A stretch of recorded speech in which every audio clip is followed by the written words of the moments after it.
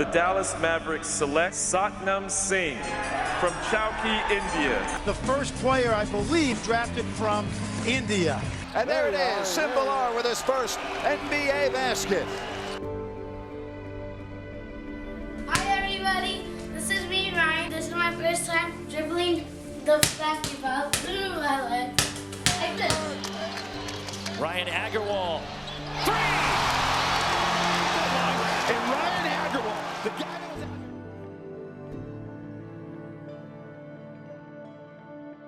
was... I say this to this day, like I got super blessed with amazing parents. My parents grew up in India, you know, where education was the #1 priority, no matter what type of environment you're, what you're doing. You know, going into middle school and going into high school, that's usually when a lot of immigrant parents kind of start to let the basketball and sports things slide a little bit, and try to force their kids to force a lot more of their time to education.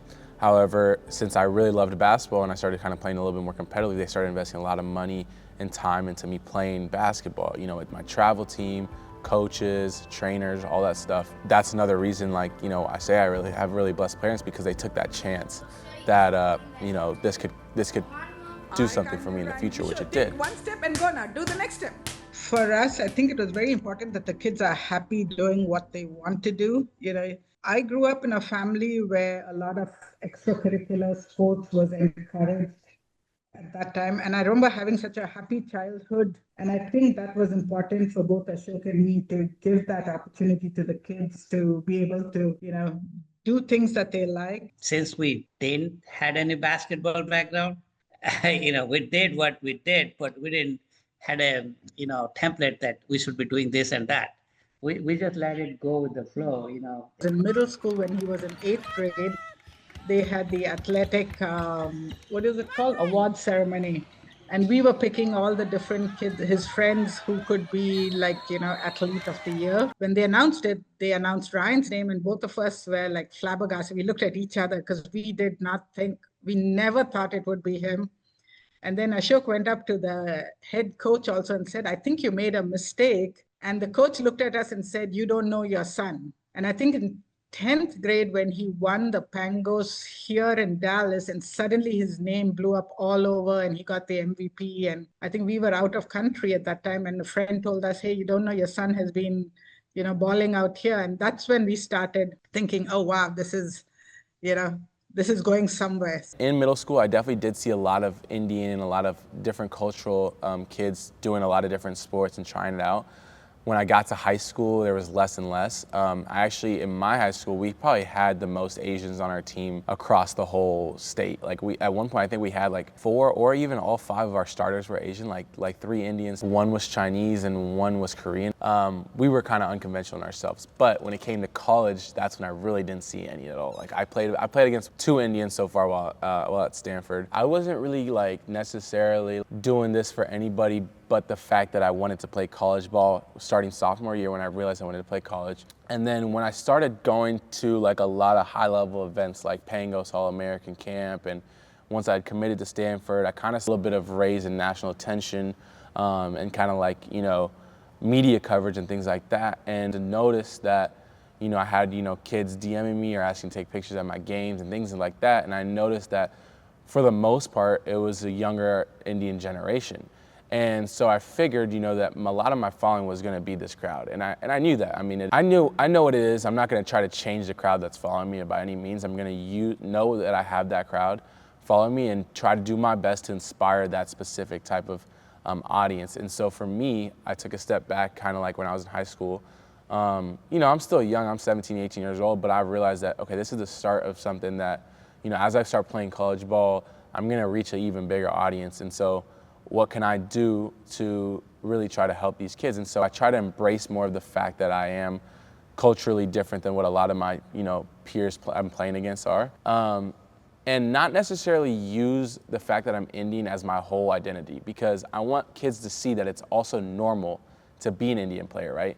Because if I make it all about me being Indian, then it shows that it's a very, very unique that's the situation, and it may alter kids to the fact that, oh man, he's one of a one, like that's not gonna happen again. And I don't want kids to think of that at all.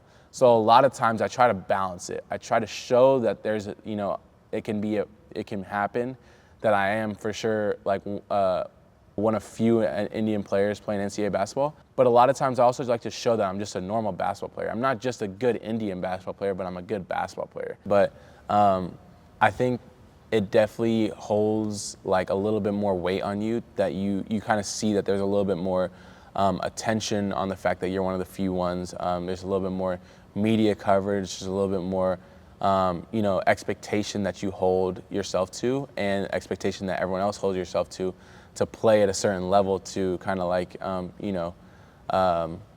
set a precedent for the whole heritage, the whole country of India, right? So in that sense, people always ask, like, is it pressurizing, or is it like, do you feel like it's a lot for you? And it's never a lot for me, because at the end of the day, I kind of see this as, number one, as a great opportunity, but as a a blessing, and like all the people behind me in terms of, India, my family, friends and family, all that stuff. Whenever, I'm like not in the mood to go, get some extra shots, I'm not in the mood to get that extra workout in, whatever, it's a lot easier to get up and go do it when I know I'm not just doing it for myself and my success, I'm doing it for a whole next generation of Indian kids. I'm doing it for a whole country back home, and my family, obviously.